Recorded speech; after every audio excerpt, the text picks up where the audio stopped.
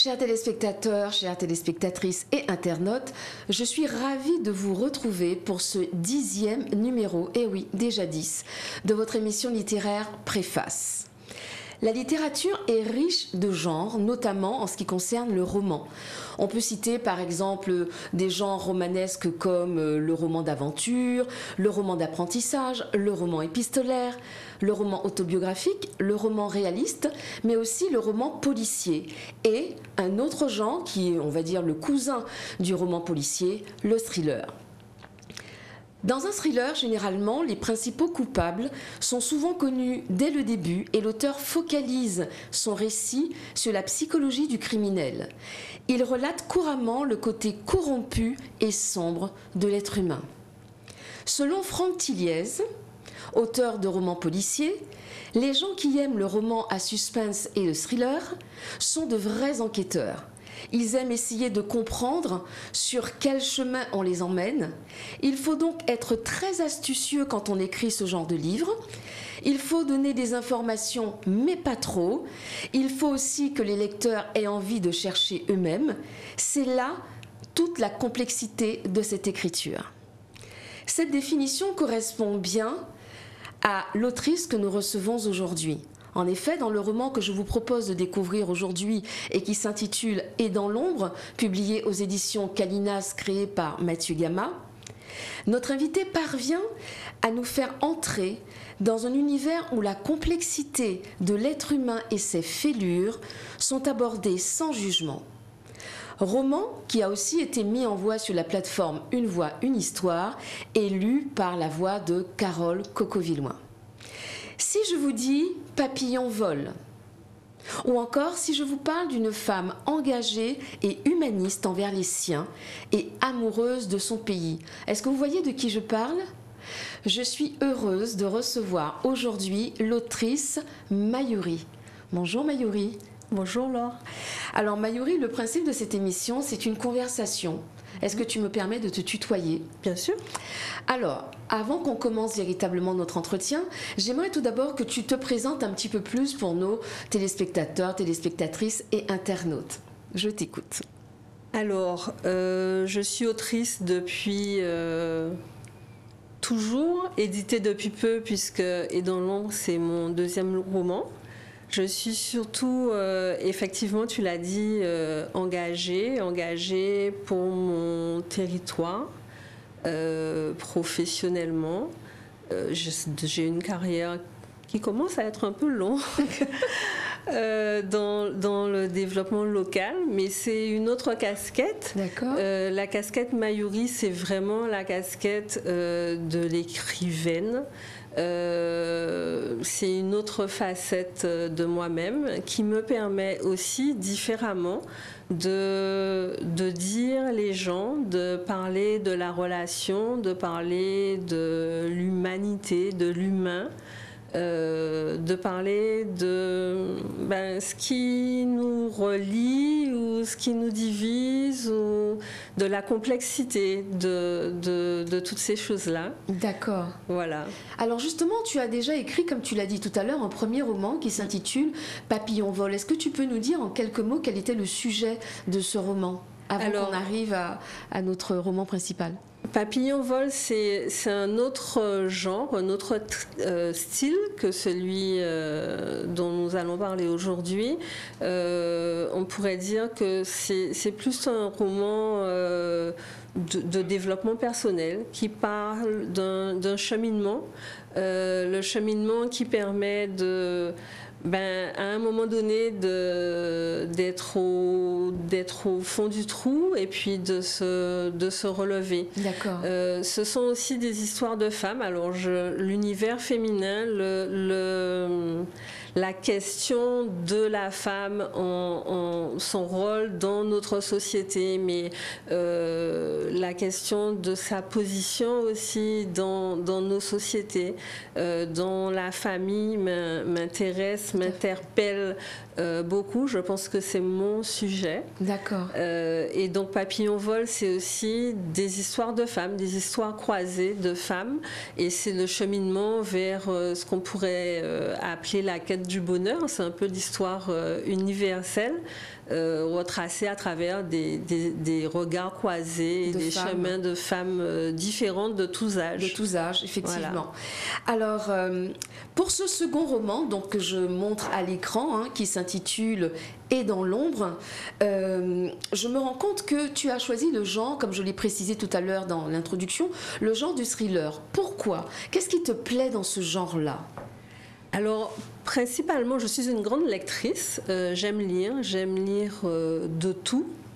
Tous les styles, tous les contenus, romans et non-romans, essais, enfin bon, peu importe, j'aime lire. D'accord. J'aime le livre, j'aime toucher le livre, mais en particulier quand j'ai pas envie de réfléchir spécialement, quand je dévore les thrillers, notamment d'un certain nombre d'auteurs américains qui sont très connus aujourd'hui. Harlan Coben, par exemple. Harlan Coben, par exemple, je les ai tous lus. Parfois, j'attends le prochain.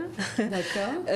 Lisa Gardner, j'aime aussi beaucoup. J'aime ce qu'on appelle les legal thrillers.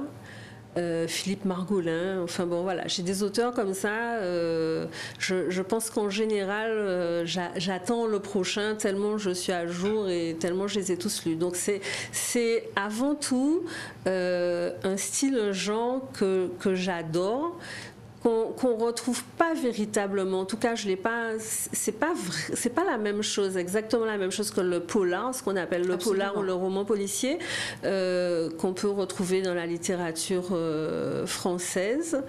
Et c'est un style qu'on retrouve pas du tout dans la littérature caribéenne ou antillaise. Il y a quelques policiers, pas beaucoup. Mais même c'est vraiment pas la même chose. Et en fait j'aime aussi la littérature caribéenne parce que j'aime ce que nous sommes, j'aime notre parler, j'aime notre univers, j'aime ses couleurs.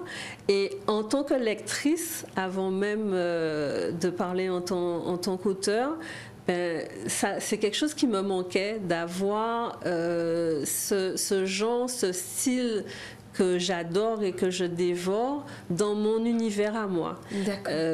J'ai pris beaucoup de temps avant d'imaginer en être capable parce que j'aime tellement ça que ça me paraît vraiment pas si simple à égaler, mais en même temps, c'est aussi pour ça, comme j'aime, je me suis dit, pourquoi pas. Ça a été un défi et en même temps le fait d'être et de m'engager sur ce chemin-là qui me plaît en tant que lectrice, ça a été un vrai plaisir vraiment à écrire. Ça se voit. Alors justement, je vais rebondir sur quelque chose que tu as dit. Tu as parlé de la Guadeloupe. Tu disais effectivement que tu te rendais compte que c'est peut-être un genre qui manquait dans la littérature guadeloupéenne. Et quand j'ai lu ce roman que j'ai aussi écouté d'abord, je me suis rendu compte donc tout d'abord que l'action se passe en Guadeloupe et que la Guadeloupe est très présente dans ce roman. Elle n'est pas anecdotique, elle n'est pas là pour un cadre, pour faire joli. Elle est vraiment présente. Pourquoi? Je dirais même à la limite, elle est présente comme un personnage. Pourquoi tu as voulu véritablement ancrer ton action en Guadeloupe? Comme je dis, j'avais envie aussi de parler de nous et tu as raison de signaler que c'est aussi la Guadeloupe un peu comme un personnage parce que je pense que ce pays-là et les gens qui le constituent, quand je dis pays, c'est vraiment un grand P avec les gens que nous sommes, et complexe, et plus complexe qu'on imagine. Et de la même façon qu'à travers les personnages et à travers l'histoire, j'essaie de comprendre et d'exprimer des choses complexes de la nature humaine. Le parallèle était facile d'essayer de décrire, de comprendre et d'expliquer des choses qui sont de l'ordre de notre propre complexité. Alors, je vais profiter pour lire deux petits passages courts pour montrer véritablement que l'action s'ancre en Guadeloupe. Alors, le temps avait passé.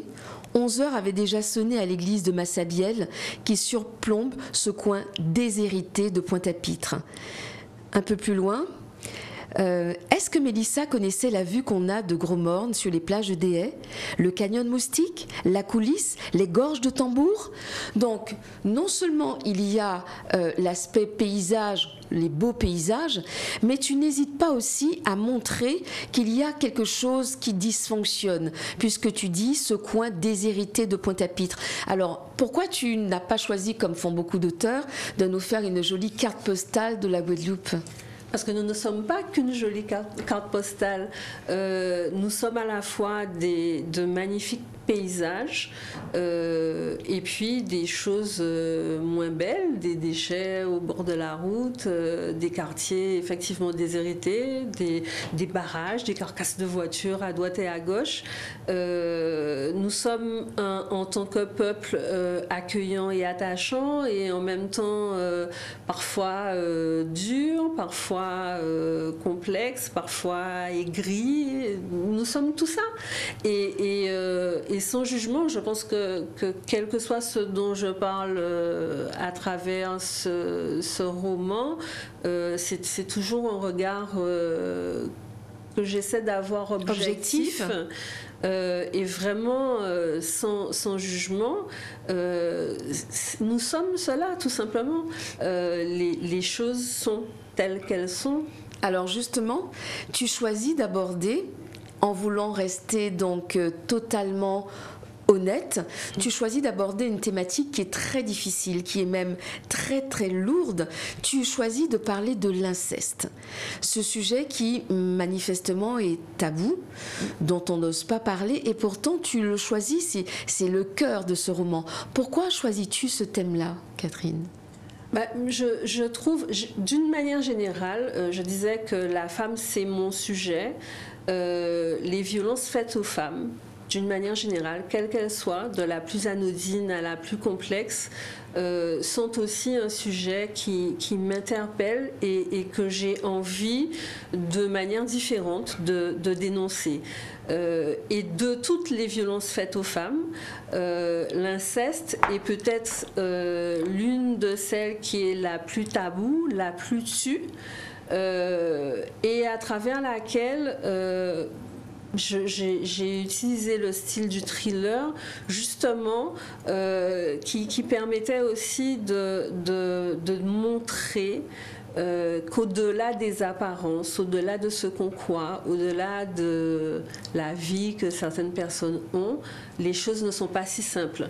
Le thriller va nécessairement s'appuyer sur des sujets complexes.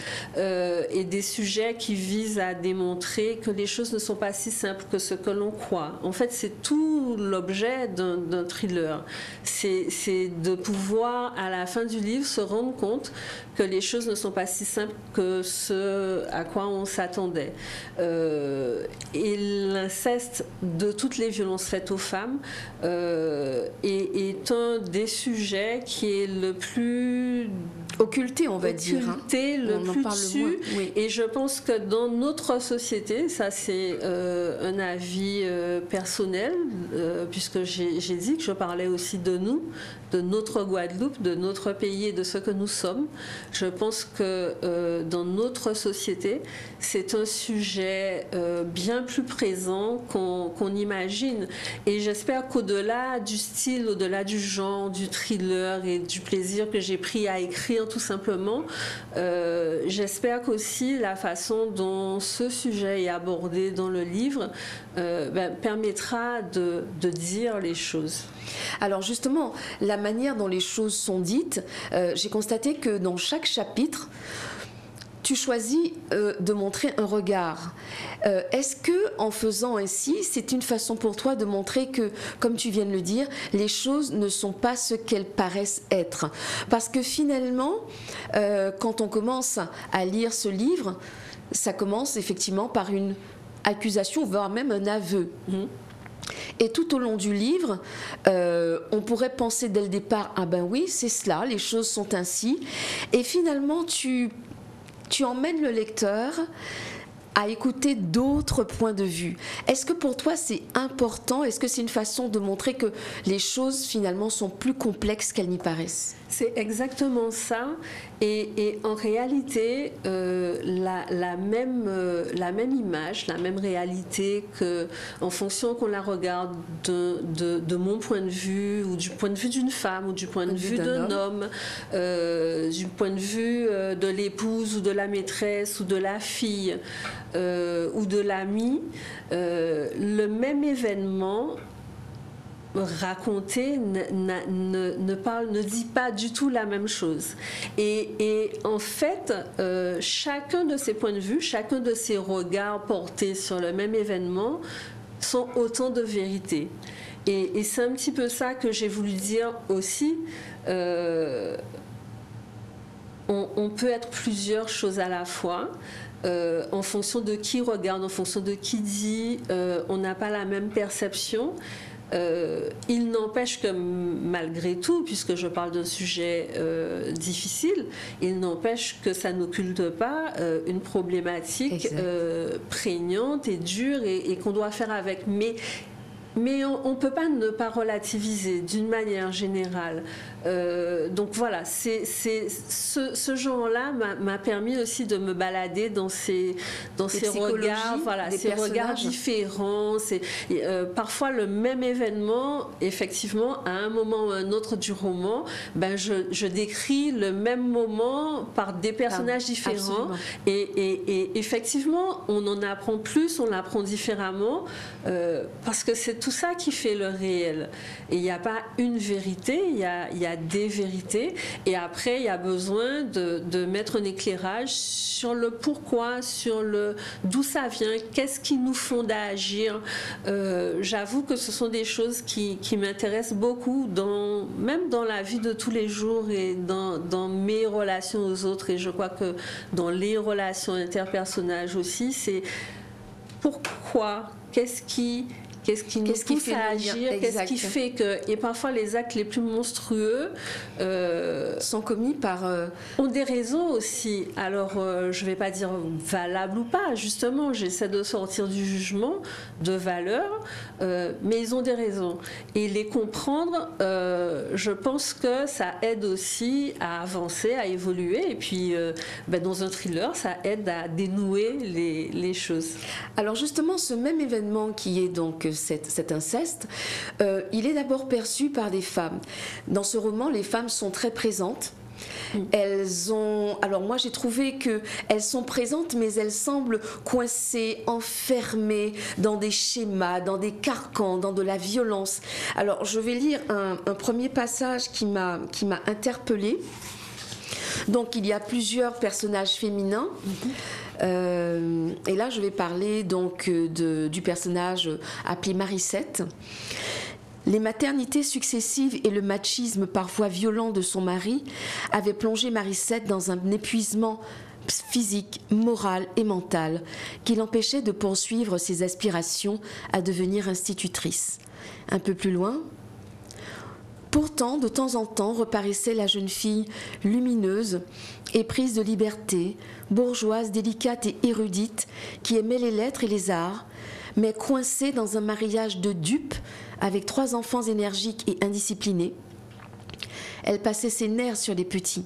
Et puis, dès qu'elle en avait l'occasion, elle minaudait, offrant généreusement ses sourires et quémandant auprès de tout individu de sexe masculin qui croisait sa route des compliments et attentions si rares dans son quotidien. Parle-nous de ce personnage donc de Marissette.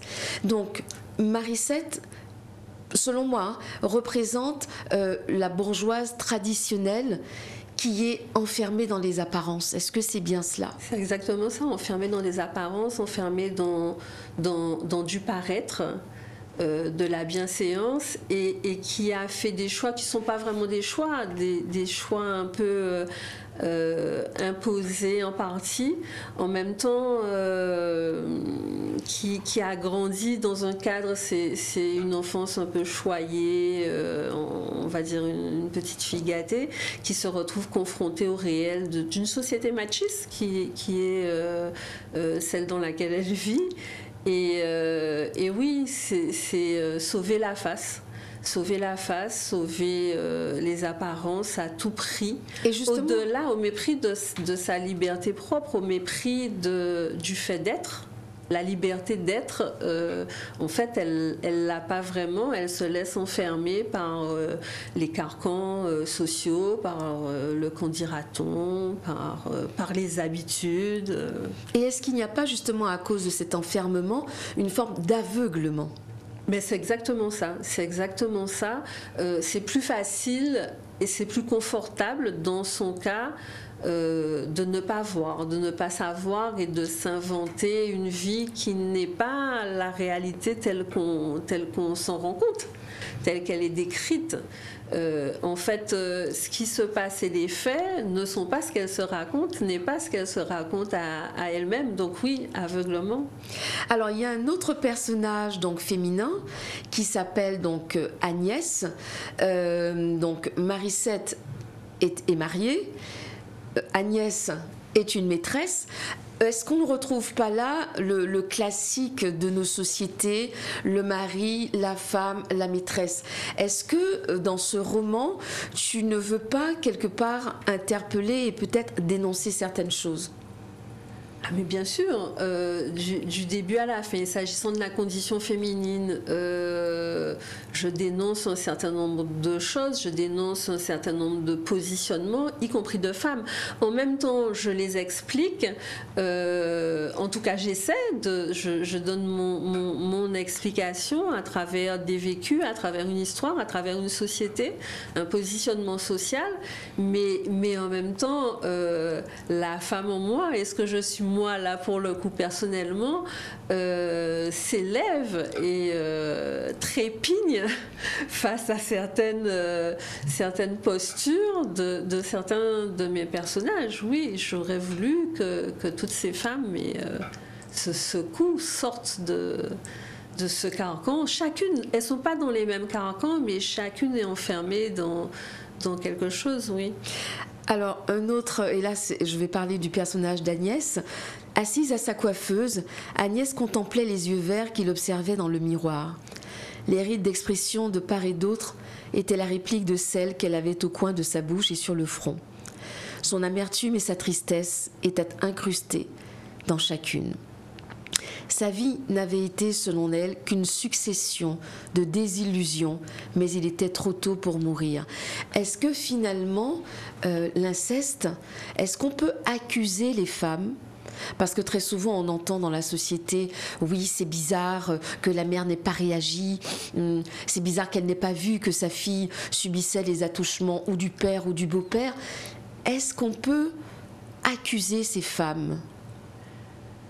Quel regard, toi, tu jettes sur elle? En fait, justement, je redis, hein, c'est vraiment dénué de jugement. Je pense qu'il y a une part de responsabilité multiple et j'ai essayé de comprendre dans les positionnements de chacune, dans le vécu de chacune, dans le choix de chacune, que je ne juge pas, que je donne simplement à voir et à comprendre, à interpréter. Il y a une part de responsabilité.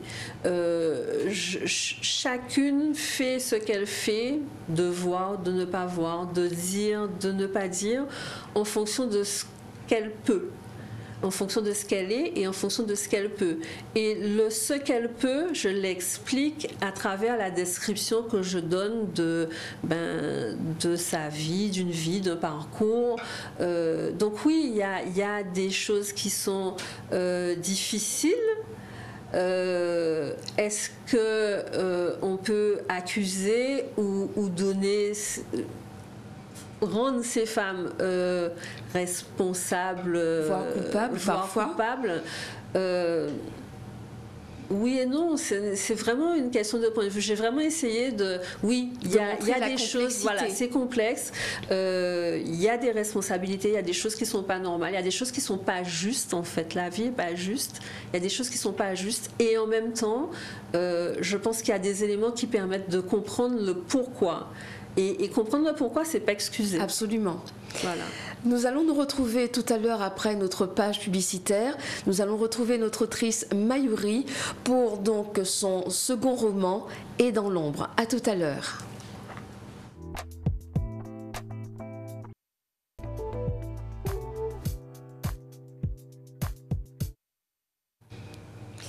Alors nous retrouvons notre autrice donc Mayuri. Donc tu disais tout à l'heure qu'effectivement à travers ce roman tu ne cherchais pas à juger, mais tu cherchais justement à montrer des points de vue sans, comme tu disais tout à l'heure, chercher à comprendre ne veut absolument pas dire que l'on approuve, mais simplement que ça reste des humains et que tu essaies de montrer effectivement que tous tes personnages, ils ont une complexité, ils ont une densité, une épaisseur.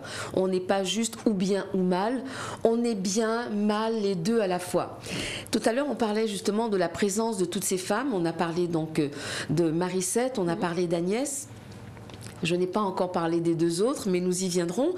Mais j'aimerais aussi parler des hommes, parce que s'il est vrai que les femmes sont très présentes dans ce roman, mais il y a des hommes.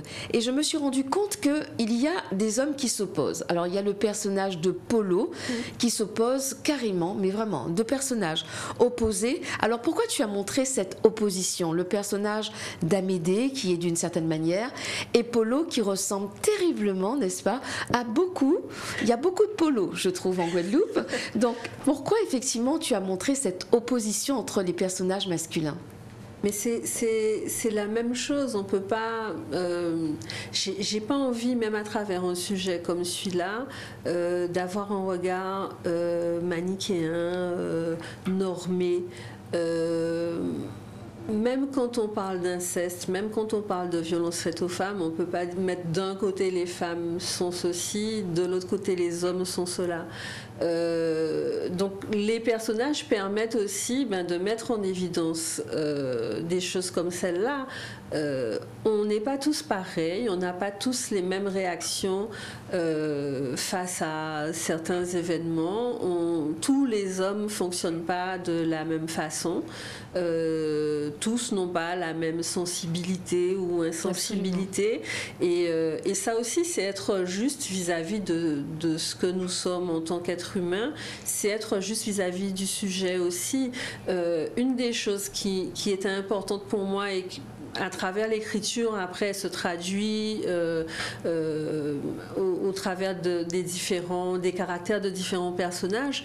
Mais sur la question de l'inceste ou de l'agresseur en tant que tel, bien souvent, on a affaire à des personnes qui, par certains côtés, sont très bien. Oui.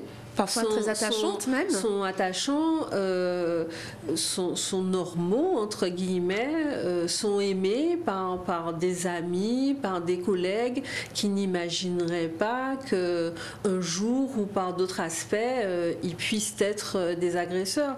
Et c'est toute la difficulté, toute la complexité de la chose pour la victime de se reconnaître victime alors qu'elle est en face de quelqu'un qui peut être par ailleurs charmant. Et qu'elle aime. Et qu'elle aime. C'est encore plus vrai, c'est ce que j'allais dire dans le cas de l'inceste, parce que l'inceste, on se retrouve face à des personnages qui ont une ambivalence.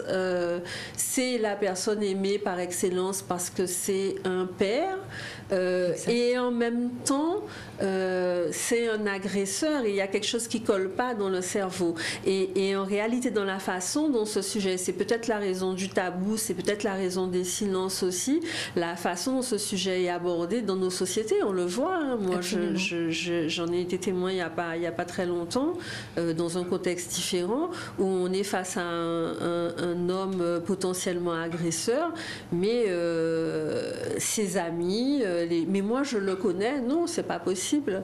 Et la victime en face... on écoute sa parole existe. Enfin bon, il y a une complexité et à travers un roman, on peut la mettre en évidence, la montrer et à travers des personnages différents parce que sinon c'est manichéen justement. Voilà. Alors que penses-tu de cette phrase que l'on a tendance à dire quand finalement une fille parce que ce sont, même s'il peut y avoir des mères qui agressent, mais la plupart du temps ce sont souvent des pères, pourquoi on a tendance à dire pourquoi est-ce que la personne a pris tout ce temps? Par exemple, dans le roman, on va découvrir qu'il n'y a pas qu'une fille, mais l'autre sœur aussi qui a vécu les mêmes choses. Elles deviennent grandes, adultes, elles n'ont pas le même parcours. Il y en a une qui s'en sort avec un parcours professionnel qui a l'air d'être exemplaire, mais qui semble marqué, mais on ne sait pas encore pourquoi. Et il y a l'autre, le personnage d'Anna, qui au contraire semble particulièrement marquée et qui devient une adulte, mais terriblement triste, on va dire. Et pourtant, et c'est là où je trouve que c'est extraordinaire, qui pourtant a encore cet attachement. Mais pourquoi dit-on souvent « Ah ben tiens, c'est bizarre, pourquoi c'est maintenant qu'elle en parle ?» En fait, il y a différents parcours et ces deux personnages notamment montrent que la façon de réagir, la façon d'agir, alors qu'à la base on a le même trauma, peut être très différente d'une personne à l'autre. Et on a le droit, et c'est comme ça, et c'est possible. J'espère que ça démontre ça aussi et que ça permet à des personnes éventuellement qui seraient concernées de se rendre compte que y a autant de façons de réagir que de personnes. Mais surtout, j'ai un peu travaillé dessus pour fouiller le sujet aussi. Surtout, notre cerveau vise à nous protéger. Et bien souvent, alors il y a plusieurs mécanismes qui rentrent en ligne de compte, mais en réalité, à partir du moment où on cherche à se protéger, il y a une part des souvenirs qui s'estompent. C'est beaucoup plus facile. L'être humain vise au bonheur, vise à la paix, vise à la sérénité. Et notre cerveau nous aide à nous raccrocher à ce qui est plus sympathique. Donc après, en fonction des personnes, en fonction du contexte, en fonction de l'histoire et du chemin, il peut y avoir vraiment un décalage important à la réaction, même aux réactions internes, au trauma. En fait, même le personnage dont tu dis qu'il s'en est sorti, quand on regarde un peu sa vie, on peut se dire, il y a des choses qui sont peut-être... qui interpellent et qui sont peut-être liées à une façon de réagir à ce trauma-là. Donc, je pense qu'il y a de multiples, effectivement, enfin, pas je pense, c'est la réalité. Il y a de multiples façons de réagir. Il y a du temps pour se protéger, il y a du temps pour assimiler, il y a du temps pour se reconnaître victime. Absolument. Aussi. Et c'est pour ça que c'est important d'en parler, c'est important d'expliquer les mécanismes. Parce que se reconnaître victime, je pense que c'est la chose la plus longue, la plus difficile. Du point de vue psychologique, je l'ai dit, les mécanismes qui font que notre cerveau essaie de nous protéger, mais pas seulement du point de vue sociétal, encore plus dans une famille. Qui est-ce qui a envie de détruire sa famille? Qui est-ce qui a envie... Donc voilà, donc c'est long, c'est difficile, et je pense que le plus dur, c'est la victime. Et le livre montre des façons différentes de s'en sortir, y compris à travers les mamans concernées, oui. Différentes façons de s'en sortir, différents chemins. Oui, c'est pas simple et c'est pas tout blanc ou tout noir. Et c'est vrai que les personnages masculins permettent aussi de démontrer que l'impact, il n'est pas que sur les femmes non plus.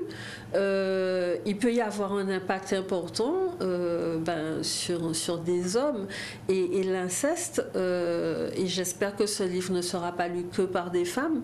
Il dit aussi aux hommes qui ont des filles, qui ont des sœurs, qui ont des cousines, qui ont des amis, que tout tout ne se voit pas sur un fonctionnement, sur des apparences, derrière un sourire. Il y a des choses dans l'ombre. Et qu'il faut, voilà, et dans l'ombre. Et qu'il faut éviter de juger. Alors, il y a un autre thème qui traverse donc ce roman, c'est celui de la folie ou de la schizophrénie. On entend souvent dire qu'en Guadeloupe, nous sommes schizophrènes. C'est quelque chose qui revient systématiquement, encore récemment dans la presse, avec tous les événements auxquels nous faisons face. Alors, quand on regarde le personnage d'Anna, justement, on a le sentiment qu'elle est entre deux mondes. Est-ce qu'elle est la seule dans le roman à être entre deux mondes ? Non, pas du tout. Et c'est vrai que le parallèle que tu fais avec les événements qui se passent actuellement est intéressant parce que justement, l'idée de la négation de l'être qu'on retrouve dans l'inceste, hein, on nie la fille, on nie la femme, on nie le droit à être.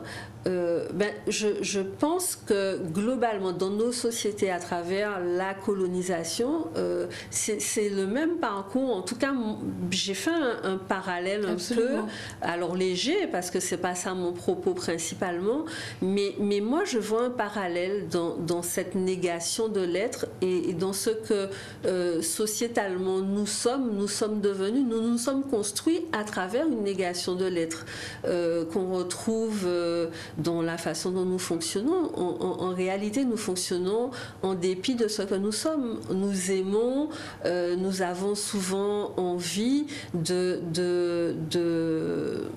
repères qui ne sont pas nous, qui ne nous ressemblent pas, les cheveux lisses, la couleur, enfin, on retrouve un peu ces thèmes-là.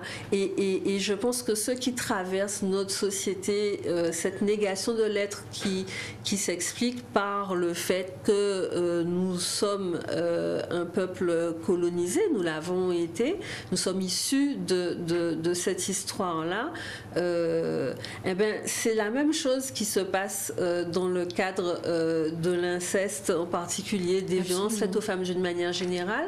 Et autant on comprend à quel point ça peut rendre fou dans ce contexte-là, autant quand on fait le parallèle, on peut comprendre à quel point notre société, c'est une société schizophrène. Oui, nous sommes malades. Peau noire, masque blanc. On retrouve aussi, mais on retrouve ça.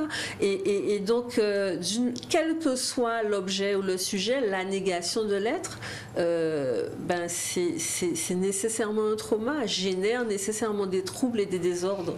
Alors justement, quand tu parlais tout à l'heure de colonisation, il y a un épisode très intéressant que tu racontes, c'est Ernestine, un personnage, donc c'est une histoire qui est racontée, cette femme qui a eu donc un enfant avec un descendant de colon et qui s'attendait à ce que cet enfant sorte de la couleur espérée, c'est-à-dire tout sauf noir, et qui finalement, regardant cet enfant qui va naître et le trouvant laid, parce que noir, parce que foncé de peau, elle va donc décider de tuer cet enfant. Non, nous voyons à travers cet épisode effectivement que l'histoire semble marquée. J'ai trouvé que l'histoire, avec un grand H, c'est vrai qu'elle est en toile de fond dans le roman, mais elle est quand même très présente parce que, mine de rien, il y a des allusions aux couleurs de peau, aux yeux verts, à la façon dont l'une va se considérer comme belle ou pas. Donc effectivement, on se rend compte que dans ce roman, l'histoire de la colonisation, même si comme tu dis, c'est pas le sujet principal, mais c'est quand même là. J'aimerais bien qu'on vienne à parler donc du titre, mais aussi de la première de couverture et des couleurs. Et dans l'ombre. Comment ce titre-là t'est venu et comment vous en êtes arrivé, je suppose que toi et ton éditeur, je ne sais pas, à choisir cette première de couverture avec ces couleurs. Comment les choses se sont faites? Moi, j'aime beaucoup le titre. Alors, d'abord pour le titre, en réalité, c'est le tout premier titre. Au moment où les premiers petits éléments qui vont tisser la toile du livre arrivent dans mon cerveau, c'est ce titre-là que j'écris en me disant que quand le livre sera fini, je reviendrai et je mettrai le vrai titre. D'accord. Et puis finalement, il est resté. On a eu des discussions, mon éditeur et moi, notamment sur le « et ». Est-ce qu'il y a un « et » ou pas ? Et puis si, parce que c'est justement l'idée qu'il y a autre chose. Il y a tout ce qu'on voit et puis il y a ce qu'on ne voit pas. Exact. Il y a ce qu'on sait et il y a ce qu'on ne sait pas, parce qu'on ne connaît pas, parce qu'on n'a pas les éléments qui donnent les déterminants. Donc c'est, oui, tout le reste et dans l'ombre. Et le livre, il parle il donne les clés de ce qui est caché, de ce qui est caché. Et c'est vraiment ça. C'est, on voit quelqu'un, on voit un sourire, on voit des facilités ou pas. Mais on ne sait pas ce qu'il y a derrière, on ne sait pas, voilà. Donc, il est resté. J'avais vraiment envie d'écrire sur ça, sur ce qu'on ne voit pas derrière ce qu'on imagine, derrière des sourires. En fait, au début, c'était ça, ce qu'on ne voit pas derrière des sourires. Et donc, c'est le premier titre Martyr, et il est resté, le titre final, alors qu'en fait, à l'origine, je pensais qu'il allait changer. D'accord. Voilà. Et les couleurs de cette première de couverture, le noir ou le gris, beige, le rouge? À partir du moment où nous sommes tombés d'accord sur le fait de maintenir le titre, il fallait que l'image lui ressemble. Je voulais également, puisque je l'ai dit au début, moi c'est l'univers Harlan Coben, Margolin, etc. Donc les couvertures sont toujours un peu mystérieuses. Donc je voulais ce mystère et on voulait d'un titre d'une couverture qui ressemble au titre et en fait fasse thriller, quoi. Voilà, qui fasse thriller et puis qui soit mystérieuse. Et à travers la discussion, à travers les échanges, on est arrivé à se dire, mais il y a les choses. À un moment, on était sur les choses cachées sous le tapis, en dessous du lit, et puis on est arrivé à ce qui est caché dans les placards. Et donc voilà, on en a un placard. Il y a eu plusieurs jets proposés par mon éditeur et voilà. Mais avec quand même une lumière. Moi, c'est ce qui m'a interpellée. Il y a quand même le mot ombre, c'est vrai, mais il y a quand même une lumière. Alors, est-ce que va symboliser? Moi, je me suis fait ma propre interprétation, mais pour toi, que va symboliser cette lumière? Parce qu'il y a quand même un faisceau lumineux. Ben, c'est plusieurs choses. C'est la recherche de compréhension, c'est la recherche d'éclairage. Mais c'est aussi l'espoir, c'est aussi aller vers la lumière, aller vers d'autres choses et puis mettre en lumière. J'espère aussi, alors un roman c'est un roman, hein. Moi je suis lectrice et je lis pour lire, je lis pas que pour obligatoirement me torturer l'esprit, mais il y a quand même plus que ça dans le roman et j'espère qu'il va permettre aussi de mettre en lumière des choses qui ne le sont pas habituellement et qui va permettre à des personnes qui en ont besoin de dire ou de se dire ou voilà. Donc c'est un petit peu toutes ces choses-là, la lumière, c'est à la fois le fait de chercher à comprendre, à savoir, à découvrir, c'est l'espoir et puis c'est la mise en lumière, c'est le fait d'avoir le droit de dire effectivement ce qui est dans l'ombre. Alors, j'aimerais qu'on revienne un petit peu sur cette thématique. Alors, il y a quand même beaucoup plus de thèmes qui traversent ton œuvre, les apparences, la lâcheté, la trahison, la vengeance, la souffrance à la fois physique, puisqu'à un certain moment, un des personnages féminins plutôt va être atteint donc d'un cancer. Est-ce que tu penses que le cancer dont elle va souffrir, je ne veux pas trop divulgacher, comme diraient les Québécois, ils n'aiment pas dire spoiler, ils disent divulgacher. Est-ce que tu penses que ce cancer dont est atteint ce personnage est en partie lié au choix de vie que cette femme a fait? Le cancer est une maladie, le mot, l'image qu'on s'en fait aussi symbolise bien les choses qu'on nourrit en soi, les choses non dites aussi. C'est une façon aussi sans doute qu'a notre corps d'exprimer ce qu'on voudrait pas, ou ce qu'on veut pas, ou ce qu'on tait, ou ce qu'on garde. Donc cette maladie-là qui arrive à un moment et sur un parcours particulier, oui, symbolise sans doute toutes les choses, enfin les choix, les choses gardées, les voilà. Je trouvais bien, et en même temps, il s'agit d'un personnage féminin, c'est aussi un autre combat, c'est aussi un combat de femmes. Enfin, il y a ces différentes dimensions-là. Mais par rapport à un sujet toujours pareil, hein, comme l'inceste, le cancer nourrit la chose noire qu'on nourrit en son sein, qui à un moment donné s'exprime, symbolise aussi un petit peu le thème et des cheminements auxquels ce à quoi on aboutit aussi, ou parfois, enfin voilà, faut pas tout. Oui, on peut pas effectivement tout dévoiler.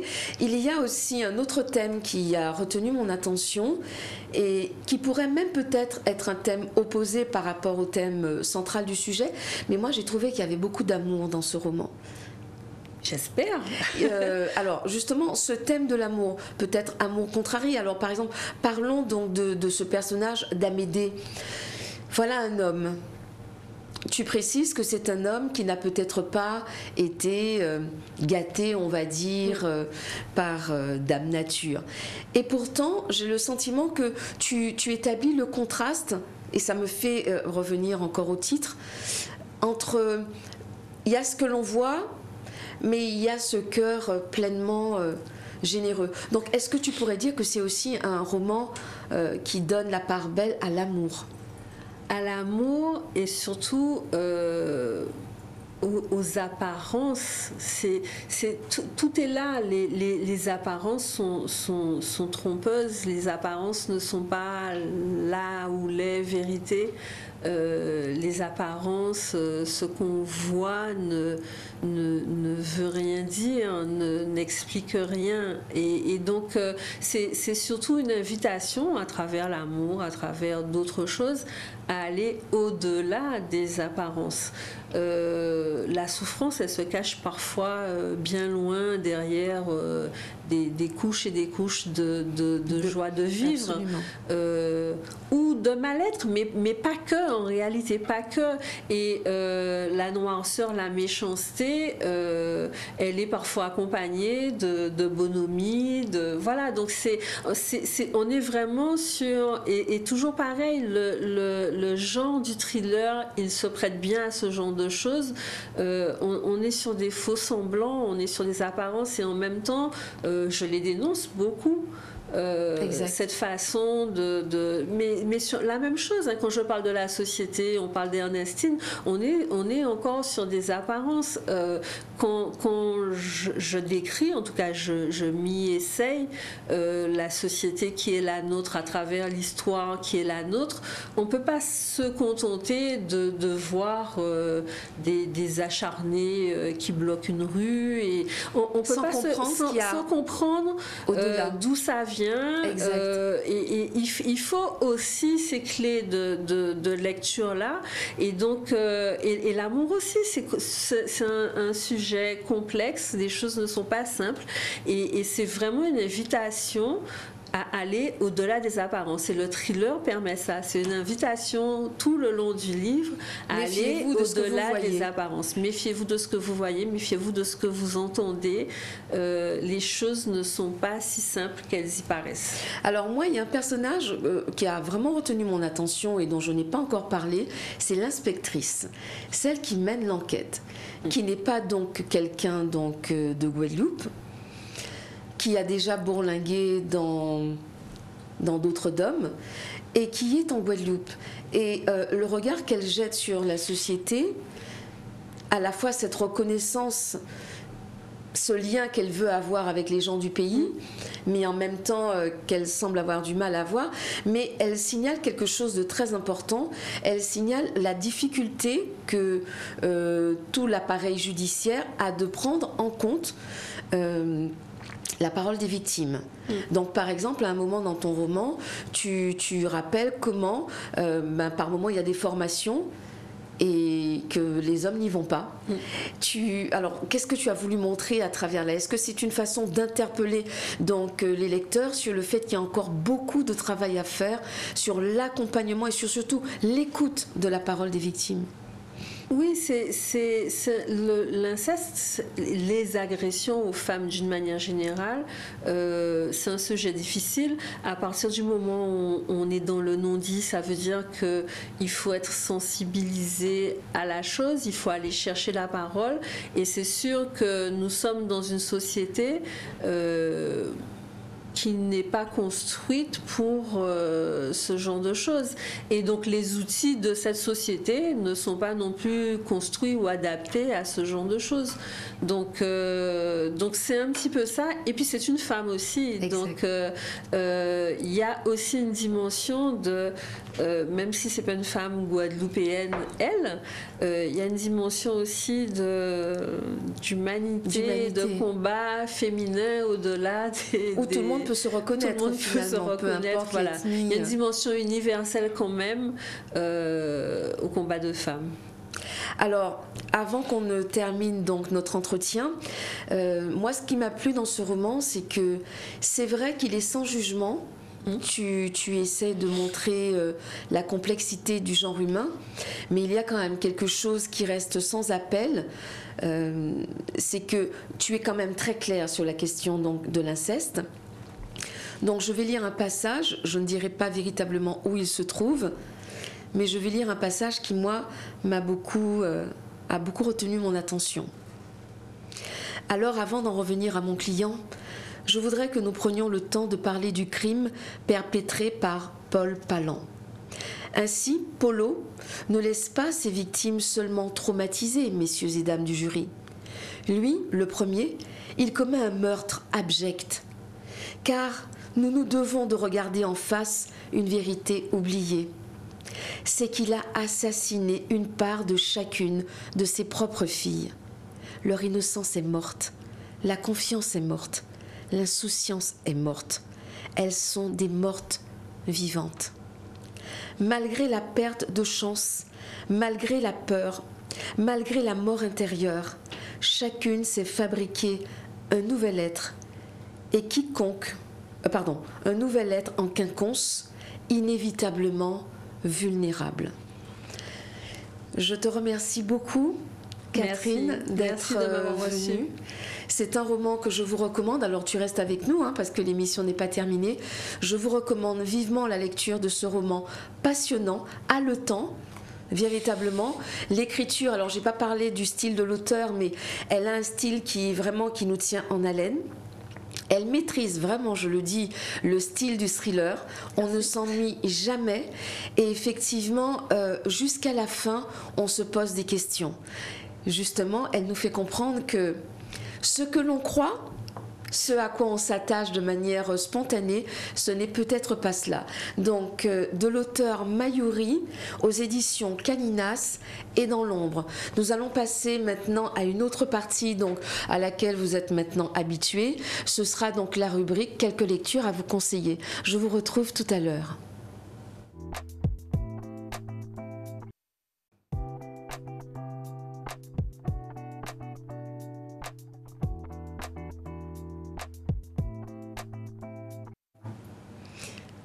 Donc nous passons à notre rubrique que vous commencez à connaître, quelques lectures à vous conseiller. Avant donc de vous proposer ou de vous suggérer quelques lectures, une citation de Simone de Beauvoir. Des lectures bien choisies m'instruisent sur l'homme et sur moi-même, sur le jeu des forces sociales et aussi sur mon époque. Tout d'abord aux éditions Nestor, je vous propose donc le roman de Christelle Gassette, Une vie pour un autre roman. un autre livre, mais cette fois-ci c'est un essai, Les femmes politiques de Guadeloupe en 2020, l'année Covid, un essai de Marie-Josée Viscard. Poursuivons, toujours aux éditions toujours aux éditions Nestor. Donc un roman peut-être, dirais-je, à caractère autobiographique de Philippe Nicolas, L'ombre de la mort dans l'enfer du crack. Aux éditions Jazor maintenant. Ronald Selbonne a sorti donc Marie Galanterie, paru en novembre 2020. Je vous recommande, donc c'est un ouvrage qui recueille beaucoup de textes qui rendent hommage à Marie Galante. Aux éditions maintenant Une voix, une histoire. Je pense que vous êtes maintenant habitués à entendre parler de cette plateforme qui met la littérature caribéenne en voix. Je rappelle que le roman de notre autrice que nous recevons aujourd'hui, Mayuri, a été mis en voix aussi. Donc vous pouvez l'avoir soit la version papier, soit la version audio, mais aussi les deux, c'est pas mal. Alors, sorti récemment donc sur la plateforme, Au secours, je suis enceinte, un roman de Natacha Odona, paru aux éditions Chana Prod et lu par Yenel Astasi. Un roman au titre original, Parole pour Maquerelle, roman de Valérie Rodney, lu par Laurence Salibur. Et enfin, d'une autrice que nous avons reçue récemment, Je parle à ma tête, un ouvrage de développement personnel de Sarah Juste, lu par Manik Siar Titeka. Et enfin, passons aux éditions Negmaron, un récit écrit à quatre mains par une petite fille et son grand-père, La petite fille et le cheval, d'Harmonie Bulin et de Gérard Bulin-Xavier. Goal Average, une série de nouvelles écrites par Max Jeanne. Et enfin, de Rita Dahomey, Banjo Thibault, Âge et sentiments sur les ailes du temps. Nous avons terminé cette rubrique. Nous passons maintenant à la rubrique que vous commencez aussi à connaître, la minute du lecteur ou de la lectrice. Vous allez écouter donc une lectrice qui va nous parler d'un roman qu'elle a particulièrement aimé. Et je vous rappelle que vous pouvez m'envoyer vos vidéos.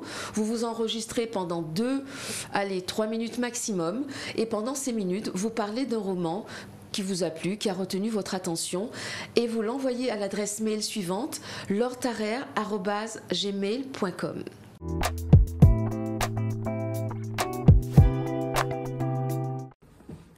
Bonjour, je m'appelle Hélène et je vais vous parler aujourd'hui d'un roman de Tony Delsham qui s'appelle Tribunal Femmes bafouées. C'est celui-ci. C'est un livre que j'adore qui traite de la relation entre hommes et femmes, mais aux Antilles. Alors, comme le veut la coutume, au début du livre, l'auteur avertit toujours que toute ressemblance avec un personnage existant et existé n'est que pure coïncidence. Mais en fait, à la lecture du livre, on se rend compte qu'on connaît tous, qu'on a tous dans notre entourage, de près ou de loin, un Raymond Brandul, une Francine, une Magali. Et en fait, Tony Delsham décrit ou illustre avec clairvoyance cette culture de la maîtresse que nous avons aux Antilles, cette culture de la tromperie dans le couple. Et ce tribunal qui peut paraître être une mascarade est en fait une grande remise en question, une remise à plat. On se questionne sur nous, sur ce qui nous a été transmis par les anciens, et on va au fond de ce qui conduit à ce type de comportement dans cette relation, dans les relations amoureuses, dans ces relations de couple. Alors, je ne vous parlerai pas de l'issue de ce tribunal, de l'audience au banc duquel on retrouve, au banc des accusés, les hommes. Je vous laisse découvrir l'audience, je vous laisse découvrir le verdict. L'écriture de Tony Delsham est une écriture qui chante, une écriture qui danse, qui vous porte, qui vous fait sourire. Elle est ponctuée d'expressions créoles qui rend la lecture encore plus belle et plus authentique, en fait. Ouais, c'est le mot, authentique. Et vraiment, je vous souhaite beaucoup de plaisir à la lecture de ce livre. En tout cas, autant que moi j'en ai eu. Bonne lecture!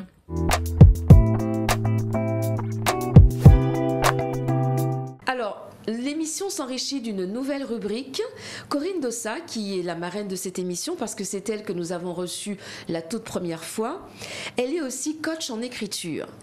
Je vous propose d'écouter le premier volet de ses conseils pour pouvoir écrire. Si vous voulez écrire, écoutez Corinne Dossa.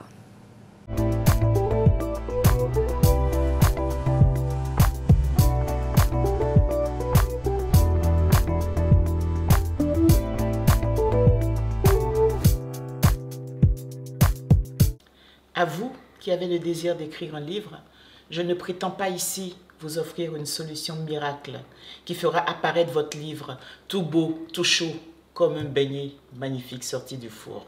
Non, je vous parlerai évidemment de mon expérience personnelle et je vous dirai que pour moi, en fait, écrire un livre, c'est un partage d'émotions. Je vous proposerai aussi de creuser en vous pour faire ressortir ce que vous souhaitez transmettre à votre public, avant même de réfléchir au comment. Je vous parlerai des obstacles et je vous dirai comment moi, j'ai pu les franchir. Tous ces conseils proviennent de mon expérience personnelle, évidemment.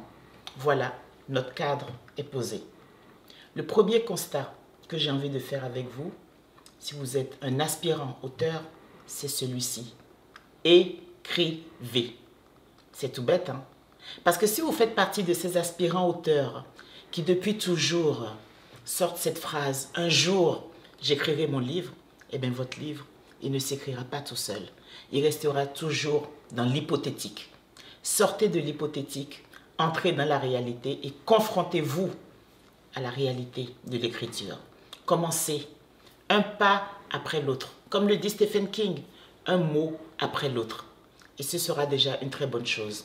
Vous avez peur, vous hésitez, vous ne savez pas comment commencer, il n'y a pas de problème, il y a des solutions pour ça. Une solution toute simple, inscrivez-vous à un atelier d'écriture créative. Il y a plusieurs avantages à celui-là. D'abord, vous allez vous retrouver avec des personnes comme vous, qui sont aspirantes auteurs. Vous allez pouvoir confronter votre écriture et vos soucis et vos doutes aux leurs et vous y apprendrez des techniques qui ne vont peut-être pas vous permettre tout de suite, en un mois, d'écrire le premier jet, mais qui vont vous permettre petit à petit de faire apparaître ce livre que vous avez en vous depuis si longtemps. Commencez, débutez, créez-vous votre routine et commencez à écrire. C'est vraiment un conseil simple, banal, mais le basique, parfois c'est souvent la base.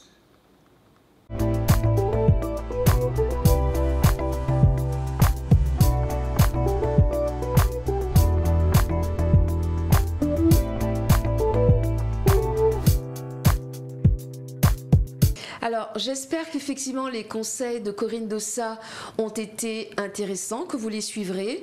Vous retrouverez un second volet dans une prochaine émission. Nous allons maintenant passer à la rubrique que vous attendez tous. Une page se tourne, silence ça tourne, de notre chroniqueuse Alix.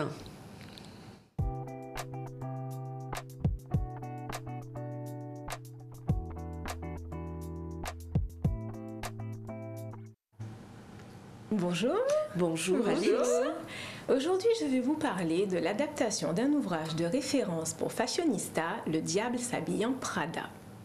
Le Diable s'habille en Prada est d'abord un best-seller mondial, écrit par Lauren Weisberger en 2003, traduit en 27 langues et vendu à 1 million d'exemplaires en France. Lauren Weisberger est née à Scranton en Pennsylvanie. Elle a fréquenté l'université Cornell dans l'État de New York. Après avoir obtenu son diplôme, elle a parcouru l'Europe, Israël, l'Égypte, la Jordanie, la Thaïlande, l'Inde, le Népal et Hong Kong avec un sac à dos. De retour aux États-Unis, elle s'installe à Manhattan et décroche son premier travail, assistante d'Anna Wintour, rédactrice en chef de Vogue US. Le Diable s'habille en Prada est largement inspiré de l'expérience personnelle de l'écrivaine, même si elle nie s'être inspirée d'Anna Wintour pour créer son personnage de Miranda Presley. Si la mode est un royaume, Miranda Presley en est incontestablement la reine. À New York, son magazine Runway fait et défait les tendances au gré de ses pages et de ses avis souverains. Tyrannique, hyper fashion, fascinante et redoutée, Miranda fait trembler tout le milieu. A priori, Andy Sachs, jeune brillant diplômé, pas vraiment accro aux marques, n'avait pas le profil pour intégrer ce milieu ultra fermé. Et pourtant, elle va décrocher le job dont rêvent des milliers de jeunes filles à New York, devenir l'assistante de Miranda. Andy envisage son nouveau travail comme un tremplin vers une illustre carrière de journaliste, mais celle qui pensait que la mode était un monde de légèreté et de charme va découvrir que l'enfer est peut-être bien sur Terre. La société de production 20th Century Fox achète les droits pour une adaptation au cinéma à Weisberger avant que le livre ne soit publié ou même terminé. Une centaine de pages du manuscrit ainsi qu'une simple esquisse de la suite du livre avaient suffi à Carla Eker, productrice. Elle dit en 2016 « J'ai tout de suite pensé que Miranda Presley était l'une des meilleures méchantes jamais créées. Je me souviens que tout est allé très vite. » Même si Lauren Weisberger n'a pas encore fini le livre, le travail d'écriture du scénario démarre rapidement. Quand il est publié, des éléments de l'intrigue sont incorporés dans ce qui avait déjà été fait. La principale inspiration du scénario est le film Zoolander, sorti en 2001, qui est une satire de l'industrie de la mode. Cependant, cela n'est pas assez solide pour construire un film. Elisabeth Gabler, chef de la production à la Fox, note que le roman n'a pas de forte trame narrative. Il n'y avait pas vraiment de troisième acte dans le roman, alors nous devions le créer. Pendant ce temps, la productrice Wendy Finerman cherche un réalisateur. Parmi les nombreux candidats avec de l'expérience de la comédie, c'est David Frankel qui est retenu, malgré son expérience limitée n'ayant réalisé qu'un seul long métrage et quelques épisodes de Sex and the City et Entourage. Une fois le scénario terminé, les producteurs du film ainsi que la Fox se sont concentrés pour avoir Meryl Streep dans le rôle de Miranda. Cette dernière, très enthousiaste, accepte rapidement et pour préparer son rôle, elle utilise ce que la productrice Wendy Finerman lui avait préparé. Lorsque nous l'avons rencontrée pour la première fois, je lui ai remis un énorme classeur plein de recherches sur le monde de la mode. Il contenait des articles, des chiffres, des photos. Meryl a trouvé cela fantastique et m'a demandé si j'avais encore d'autres éléments. Elle a lu tout ce qu'elle pouvait, elle y a mis un temps et une énergie impressionnants. Pour jouer Miranda, la comédienne dit s'être inspirée de 3 femmes. Carmen Deloris, Erin Mirel, qui sont 2 actrices, et plus étonnant, Christine Lagarde.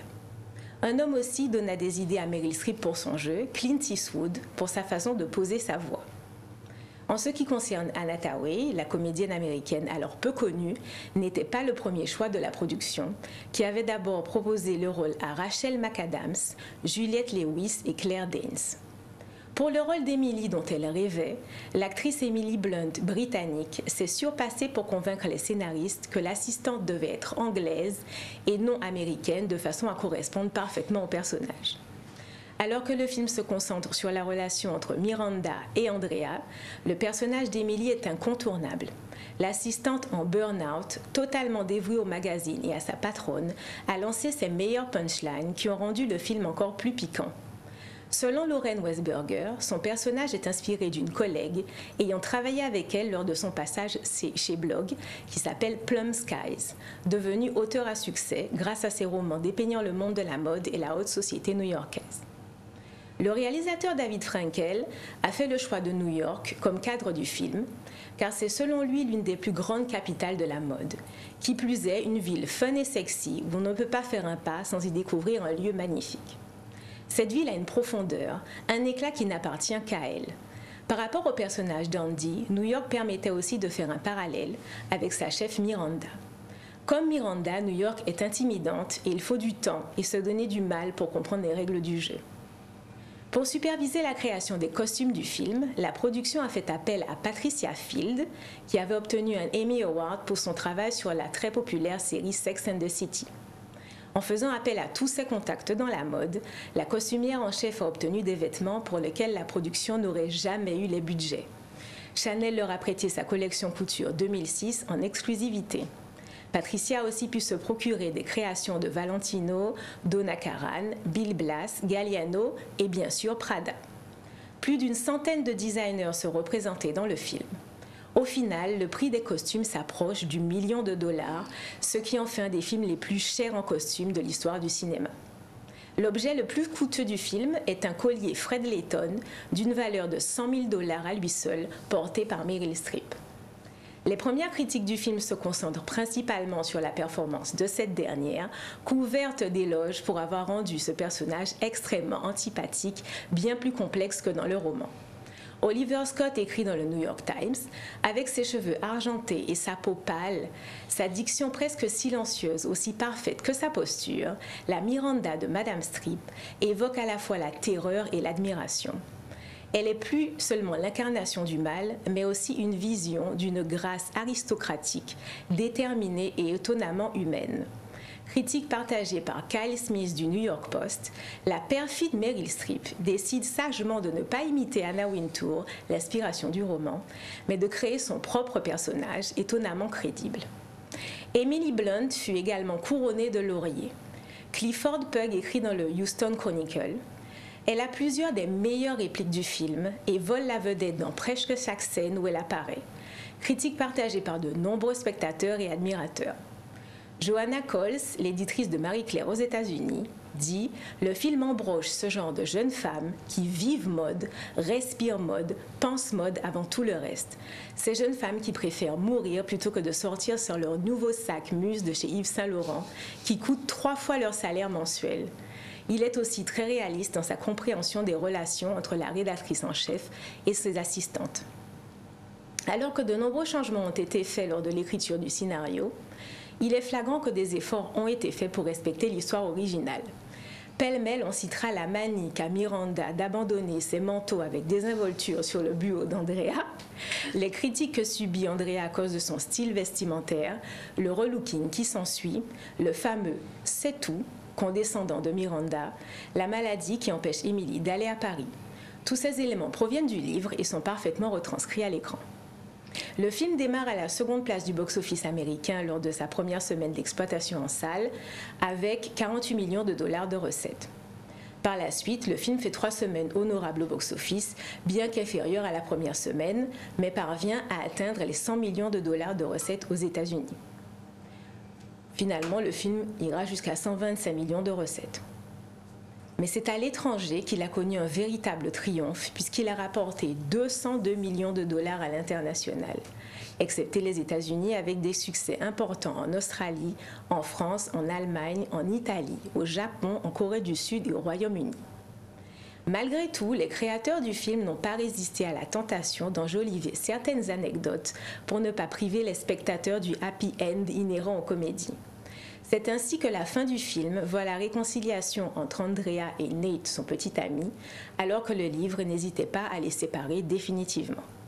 De même, dans le film, Andrea parvint à obtenir 3 exemplaires du manuscrit du dernier Harry Potter pour Miranda et ses jumelles, tandis que dans le livre, elle n'est pas parvenue à remplir cette mission et a manqué de se faire renvoyer.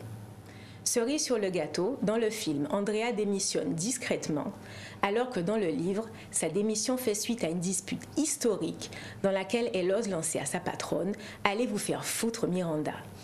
Si vous n'avez pas lu le livre, cette réplique peut vous sembler choquante et disproportionnée. En réalité, elle est dans la parfaite continuité des 500 pages durant lesquelles Andrea n'a cessé de haïr Miranda, au point d'avoir parfois envie de la tuer. Alors que le livre s'attache à décrire le quotidien misérable d'Andrea et ses conséquences désastreuses sur son travail, le film fait le choix d'un positivisme à toute épreuve. À l'écran, le supplice professionnel d'Andrea ne dure que 30 minutes, après quoi son relooking marque le nouveau départ d'une assistante infaillible et bien dans sa peau. Même si elle continue à rencontrer des problèmes avec son petit ami, ceux-ci s'avérant surmontables. En rendant l'expérience d'Andrea Runway plus joyeuse mais aussi plus drôle, David Frankel réduit considérablement la place réservée à la remise en question personnelle d'Andrea et modifie ainsi la morale de l'histoire. Le livre Le diable s'habille en Prada et son adaptation cinématographique sont donc 2 œuvres proches, mais différentes dans leur ton et portée. Ma rubrique se termine. Merci de m'avoir écouté. Merci beaucoup. Merci. Alors vraiment, par rapport au sujet donc, de notre invité, alors oui, il est question de femmes, hein, dans Le diable s'habille en Prada, mais je crois et je pense que Mayuri ne me contredira pas, je ne sais pas si on a envie de ressembler à ce genre de femme, hein. Vraiment... Je ne crois pas. Non, je ne crois pas. Alors, avant que cette émission ne s'achève, je me tourne vers toi. Je vais te laisser le mot de la fin. Qu'est-ce que tu voudrais ajouter donc, pour nos téléspectateurs, téléspectatrices, internautes?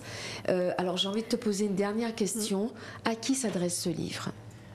Ce livre s'adresse aux femmes, aux hommes. Je le disais tout à l'heure parce que les hommes sont les maris, sont les papas, sont les frères, les cousins. Il s'adresse à tous ceux qui sont férus comme moi de thriller, de suspense, et j'espère que jusqu'à présent je crois n'avoir rencontré que des personnes qui étaient surpris par la chute, donc j'espère que ça continuera. Et je lance le défi, acheter le livre et on verra qui devine la fin. Absolument. Merci beaucoup en tout cas Mayuri d'avoir été donc notre invité fil rouge comme j'aime bien dire. Merci beaucoup Alix pour ta rubrique. Je voudrais dire qu'on va te retrouver, est-ce que je peux annoncer qu'on va te retrouver bientôt donc au Café Papier? Oui. C'est le 5, c'est bien ça? Le 5 février, donc dans un café littéraire. Donc soyez présents, il faut vous inscrire si vous voulez assister. Black Lives Matter. Black Lives Matter, voilà. Inscription sur place, le nombre de places est limité, voilà. Mais il y a une possibilité en visioconférence. Voilà. D'accord, très bien. En tout cas, je vous dis à très bientôt, chers téléspectateurs, chères téléspectatrices et internautes. Merci d'avoir été avec nous et à bientôt. Au revoir. Au revoir.